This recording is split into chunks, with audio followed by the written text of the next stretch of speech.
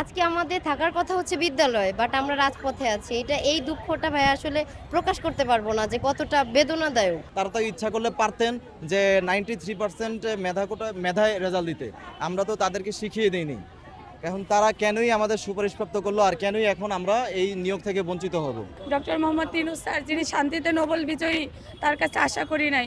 আমরা এইটা প্রত্যাশা করেছিলাম স্যার অচিরেই আমাদের বিষয়টা সমাধান করে আমাদের বাসায় যাওয়ার সুযোগ করে দিবে। এই যে যে একটা যে অত্যাচার, শারীরিক, মানসিক এবং আর্থিক, এ থেকে পরিত্রাণ চাচ্ছি। আসসালামু আলাইকুম।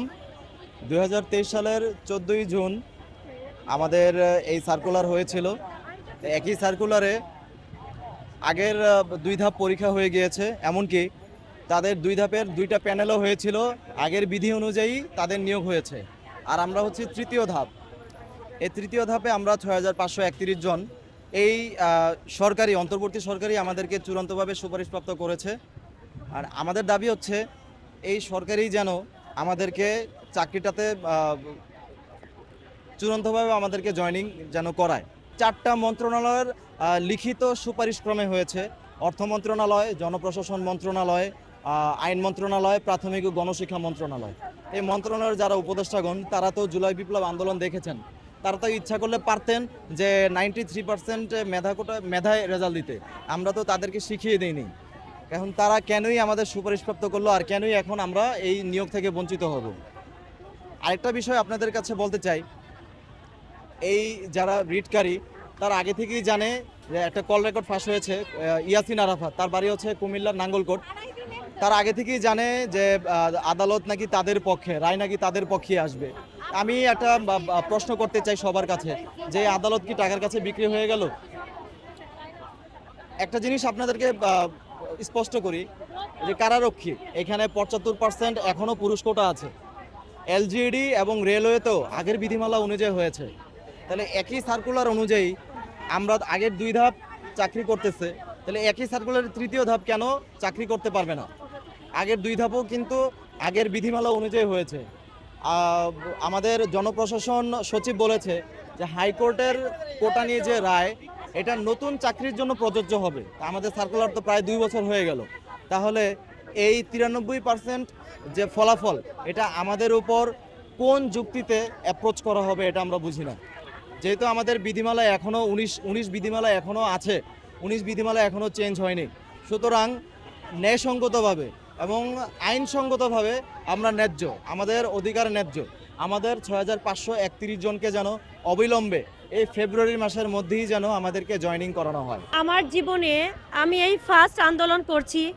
আমি কখনো এই আন্দোলন জুলাই বিপ্লবে ছিলাম, একজন যোদ্ধা ছিলাম। তো ওইভাবে একদম ফাইনালি যে মাঠে ওরকম থাকার মতো ওরকম থাকতে পারি নাই, কিন্তু অনলাইন একজন যোদ্ধা ছিলাম জুলাই বিপ্লবের।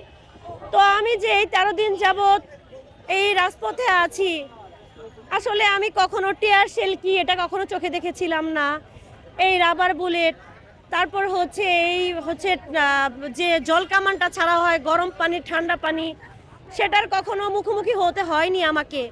তো আমি এই আন্দোলন চলাকালীন একদিন আমি হচ্ছে অসুস্থ হয়ে গিয়েছিলাম, হয়তো বা আপনারা দেখেছেন। আমার একটু শ্বাসকষ্টের প্রবলেম আছে। আমি টিয়ার শেলের গ্যাসে আমি অসুস্থ হয়ে পড়েছিলাম আর কি। তো আমি এমন সিচুয়েশন হয়েছিল মনে হয় আমি মরে যাব এই অবস্থা। আলহামদুলিল্লাহ আমি সুস্থ হয়ে গেছি। তো আমি আজকে 13 দিন যাবৎ রাজপথে আছি। আমাদের যতদিন না আমাদের দাবি আদায় না হয়, আমাদের যোগদান নিশ্চিত না হয়, ততদিন পর্যন্ত আমরা ঘরে যেতে পারবো না। একটাই দাবি, যোগদান। আর আজকে আমরা 13 দিন এখানে রাজপথে, আমরা বিভিন্ন জেলা থেকে আসছি, 21টা জেলা। তো এর আগে যদি আমি আমার কথা বলি, আমি এর আগে কখনো একা ঢাকা আসি নাই। আজকে 13টা দিন আমি একা ঢাকার রাজপথে মার খাচ্ছি, পুলিশের দৌড়ানির শিকার হচ্ছি, হারিয়ে যাচ্ছি, আবার রাজপথে আমার অধিকার ফিরে পাওয়ার জন্য আসছি।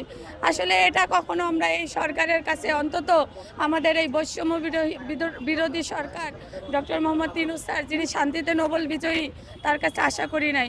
আমরা এইটা প্রত্যাশা করেছিলাম স্যার অচিরেই আমাদের বিষয়টা সমাধান করে আমাদের বাসায় যাওয়ার সুযোগ করে দিবে। আমি 2 দিনের নিয়ত করে আসছিলাম বাসা থেকে, আজকে 13টা দিন আমি রাজপথে। এই কষ্টের কথা যদি বর্ণনা করতে চাই, বর্ণনা করে শেষ হবে না। সারাদিন আমরা এখানে থাকি, আমরা মেয়ে মানুষ, আমরা ওয়াশরুমে যেতে পারি না, আমাদের শারীরিক সমস্যা আছে অনেকের, সেগুলো আমরা প্রকাশ করতে পারতেছি না। আসলে আমরা এই যে একটা যে অত্যাচার শারীরিক, মানসিক এবং আর্থিক, এ থেকে পরিত্রাণ চাচ্ছি। আমাকে তো পুলিশ ধরে নিয়ে গিয়েছিল প্রথম দিনে, 8 ঘন্টা আটকে রেখেছিল এবং আমাকে বলা হয়েছিল যে ছাত্রলীগের ট্যাগ লাগিয়ে মামলা দিয়ে দিবে। আর জলকামানে আমার কণ্ঠ, গতকালকে সচিবালয়ের সামনে ঠান্ডা পানি নিক্ষেপ করার কারণে আমি জ্বরে আক্রান্ত ছিলাম, আমার গলা অলরেডি ভেঙে গেছে, কথা বলতে পারতেছি না। তাও আমি রাজপথ ছাড়বো না যতক্ষণ না পর্যন্ত আমার ন্যায্য অধিকার আমি ফিরে পাবো। আমাদের রায়ের ডেট ছিল ফেব্রুয়ারি 6 তারিখে, আর আজকে কন্টিনিউ আছে, আজকে 13তম দিন যে রাজপথে আছি। এই প্রথম হচ্ছে আমি আন্দোলন করছি, সেটা আবার নিজের অধিকার বুঝে নেওয়ার জন্যে। তো আমরা হচ্ছে 3-4 দিন আমাদের কর্মসূচি ছিল, রাস্তা ব্লক করেছি, তো এর মধ্যে জলকামান খেয়েছি, টিয়ার গ্যাস খেয়েছি। সেটা মানে এই অভিজ্ঞতা শেয়ার করতে গেলে কষ্টটা বাড়ে এই কারণে যে আজকে আমাদের থাকার কথা হচ্ছে বিদ্যালয়ে, বাট আমরা রাজপথে আছি। এই দুঃখটা ভাই আসলে প্রকাশ করতে পারবো না যে কতটা বেদনাদায়ক। মানে আমরা লড়তেছি আমাদের অধিকারের জন্য, এটা আসলে প্রকাশ করার বাইরে আর কি। 13 দিনের অভিজ্ঞতা, লাস্ট রবিবারে জলকামান টিয়ার সেলে নিক্ষেপ হয়েছে। আমি প্রচণ্ড অসুস্থ হয়ে গেছি, ঠান্ডা লেগে গেছে, কথা বলতে পারতেছি না। যদিও আমি জলকামানের খেয়ে আমি যখন একটু সরে আসছি, তখন 2টা বাচ্চা দেখি যে পড়ে আছে, ওদেরকে নিয়ে আমি পালানো অবস্থায় সরে যেতেছি, সরে যাওয়া অবস্থায় টিয়ার সেল নিক্ষেপ করছে, বাচ্চা 2টা আহত হয়ে গেছে। আমি 1 কিলোর মতো দৌড়ে ওদেরকে নিরাপদ আশ্রয়ে নেওয়ার পরেও দেখি যে ওদের চোখ দিয়ে পানি পড়তেছে, ওখানেও টিয়ার সেল নিক্ষেপ করা হয়েছে।